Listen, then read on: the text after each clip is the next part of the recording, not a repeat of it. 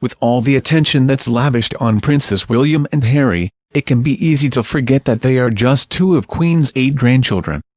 While these 8 people may occupy very different places in the royal line of succession, they all have same right to call Queen Elizabeth Granny. And Princess Eugenie, the 6th of her generation, has a particularly close relationship with her grandmother. While the Queen's affinity for Eugenie's mother Sarah Ferguson has wavered over the years, the monarch has always remained close with her granddaughter. Eugenie she has been busy over the last few years, working at the art gallery Hauser and Wirth in London and forging a life with her husband-to-be Jack Brooksbank, but she spends a great deal of time with her grandparents. Eugenie's independent path can be at least partly explained by the fact that she and her sister Beatrice are not a working member of the royal family, an allegedly contentious matter within the Windsor walls.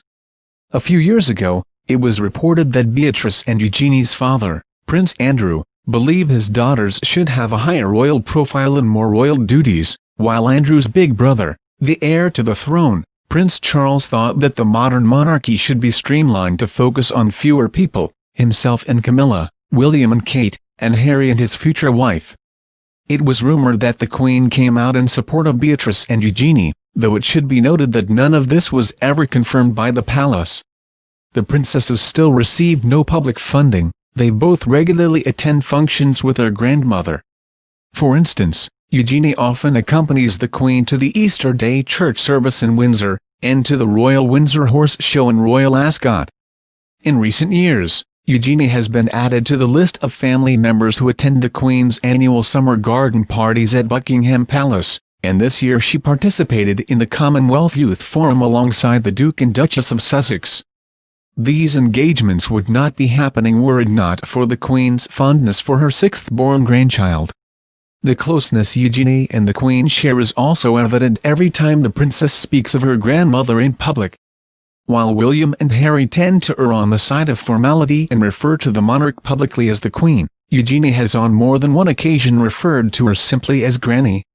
The princess is also a regular visitor to the Queen's Scottish estate Balmoral, where the monarch vacations every year from July to October. "It's the most beautiful place on earth," Eugenie said in the ITV documentary Our Queen at 90. "I think Granny is the most happy there, I think she really, really loves the Highlands. Walks, picnics, dogs, a lot of dogs, there's always dogs. And people coming in and out all the time. Family-wise we're all there, so it's a lovely base for Granny and Grandpa to be, for us to come and see them up there, where you just have room to breathe and run." Additionally, the Queen is one of the only people who knew about Eugenie's engagement right from the very beginning, before her cousins William and Harry, before her friends, and before the rest of the family. The princess said in her engagement interview with BBC's The One show that the only people who they told straight away were their parents and siblings, plus the Queen and Prince Philip, adding, "Granny actually knew right at the beginning, she was one of the very few people." The princess and the Queen often gravitate toward each other on family occasions such as Christmas, where they have been spotted laughing and joking as Eugenie helped the monarch with the flower she was given by well-wishers in the crowd. Prince Harry recently commented on his formidable grandmother in the new documentary Queen of the World, "If you suddenly bump into her in the corridor, don't panic. I know you will. We all do," he said. But Eugenie often exhibits her playful side when she's around her grandmother, mugging for the cameras and laughing. This is in keeping with Eugenie's more playful demeanor. While Kate and Meghan style themselves with careful sophistication for royal family events, Eugenie sometimes adds whimsical elements to her outfits, rocking a Rudolph the reindeer manicure to the Queen's Christmas lunch at Buckingham Palace, and Union flag nails at Diamond Jubilee events, further proving how comfortable she is around the Queen. In recent years, Eugenie has become known for that quirky fashion sense, and has said her grandmother is a source of inspiration. In an interview with Tatler, the princess referred to the Queen's style as elegant and classic, saying, "Lots of my friends say, oh she's just the best style person there is, you know she looks great in her clothes. The style is something that is very unique to her." Eugenie recently backed up her comments when she wore a deliberately Queen-flavored ermine dress for Ladies' Day at Royal Ascot this year. The fashion house's website stated of the dress's inspiration, Erta Mariaglu delves deep into Queen Elizabeth II's past for his Spring 18 collection. He was particularly drawn to her style in the 50s. On October 12, the Queen plans to host a wedding reception for Eugenie at Windsor Castle, just as she did for Prince Harry earlier this year. No doubt, it will be an exciting day for both women, and a milestone in their relationship. Princess Eugenie and Jack Brooksbank's wedding cake will break royal tradition. When Prince Harry and Meghan Markle got married earlier this year, they broke a number of royal traditions, one of which involved their wedding cake. Unlike American wedding cakes, royal wedding cakes are customarily Christmas-style fruit cake, so it will last long enough to be served at the couple's first child's christening, but Harry and Meghan choose a spring-inspired lemon elderflower flavor covered in buttercream and decorated with fresh flowers. Now, Princess Eugenie is following in her cousin Harry's footsteps in eschewing the fruit cake, and will be serving a red velvet and chocolate designed by London-based baker Sophie Cabot. Eugenie was first introduced to Cabot through the Duke of York's Pitch at Palace program, for which she provided bespoke decorated cookies. According to Buckingham Palace, Jack and Eugenie's wedding dessert will be a traditional cake, with a modern feel, and will incorporate the rich colors of autumn in its design. The cake will also feature sugar ivy, in a nod to Eugenie and Jack's new home, Ivy Cottage at Kensington Palace. I am incredibly excited to be given this wonderful opportunity to create such a special and unique cake, Cabot said.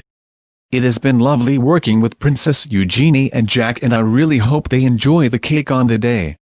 Eugenie and Jack will marry at Windsor Castle on Friday. Their wedding ceremony will be followed by a short carriage ride around town and a daytime reception thrown by the Queen. Later in the evening, a more intimate reception will be hosted by the Duke of York at Eugenie's childhood home, Royal Lodge. Who will be the bridesmaids in Princess Eugenie and Jack Brooksbank's wedding? Unlike in the United States, bridal attendants in British royal weddings tend to be young kids, both relatives of the bride and groom, and the children of close friends. With that in mind, here's who we think we'll see as Princess Eugenie's bridesmaids at her wedding to Jack Brooksbank in October. At this point, Princess Charlotte is practically a professional bridesmaid. During Prince Harry and Meghan Markle's wedding in May, one guest even heard the young royal instructing the other bridal attendants. "No, you can't go yet. We have to wait until we are asked," she reportedly said. Given that Charlotte also served as a member of the bridal party at her Aunt Pippa's wedding in May of 2017, it's safe to assume we'll see her reprise the role at Eugenie's wedding. While the majority of her bridesmaids will be young children, Eugenie will also have her Beatrice as her maid of honor. The sisters confirmed the news in an interview in the September issue of British Vogue. The pair are quite close, and it only makes sense that Eugenie would like Beatrice by her side on her wedding day. She certainly isn't the first royal to include a sibling in her bridal party. Kate Middleton's sister Pippa served as maid of honor at the 2011 royal wedding, and back in 1947, Princess Margaret was one of then Princess Elizabeth's bridal attendants. Plus, sisterly bond aside, it's helpful to have an adult there to help wrangle all the small children down the aisle. What flowers will Princess Eugenie and Jack Brooksbank have at their wedding? Now that Princess Eugenie and Jack Brooksbank have picked their royal wedding venue, we're speculating about which flowers the couple might choose to decorate the historic St. George's Chapel in Windsor Castle on their big day. Although the royals have not yet revealed what flowers they will use in their wedding decor, Eugenie and Jack have enlisted an expert for help, celebrity florist Rob Van Helden. According to The Times, the couple have reportedly hired Van Helden to create their wedding day flower displays at St. George's Chapel and beyond. The London-based florist has worked with Pierce Brosnan and Elton John in the past, so Van Helden is no stranger to a star-studded occasion. As with many aspects of royal weddings, tradition may dictate a few of Princess Eugenie's flower picks. For instance, it's a long-standing tradition that royal brides carry a sprig of myrtle in their wedding bouquets, something Eugenie will likely embrace on her wedding day this October. The most recent royal bride, Meghan, Duchess of Sussex, included a sprig of myrtle in her gorgeous bouquet, which also featured forget-me-nots, sweet peas, lily of the valley, astilbe, jasmine, and astrantia. Eugenie may also find some inspiration in her parents' royal wedding, which took place in July 1986 at Westminster Abbey in London. Even though Prince Andrew and Sarah, Duchess of York's wedding was held at a much larger venue than St. George's Chapel, Eugenie and Jack could pay tribute to the bride's parents by including some of their floral choices at their wedding. Sarah famously carried a bouquet in the shape of an S. Designed by the florist Jane Packer, it included gardenias, roses, lily of the valley, and the traditional sprig of myrtle. Sarah also wore a flower crown, but removed it during the ceremony, and wore the York tiara for the rest of the wedding. Eugenie could look to her mother's unique floral choices for inspiration on her wedding day. Prince Harry and Meghan Markle's recent royal wedding could also give the bride and groom some ideas on how to decorate St. George's Chapel, the venue for both ceremonies. Harry and Meghan used florist Philippa Craddock to design their wedding flowers, and the couple included white garden roses, foxgloves, and peonies, along with branches of beech, birch, and hornbeam in their arrangements. The green and white displays formed an arch around the doorways of St. George's Chapel.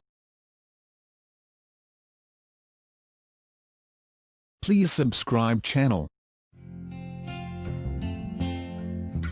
Thank you for watching.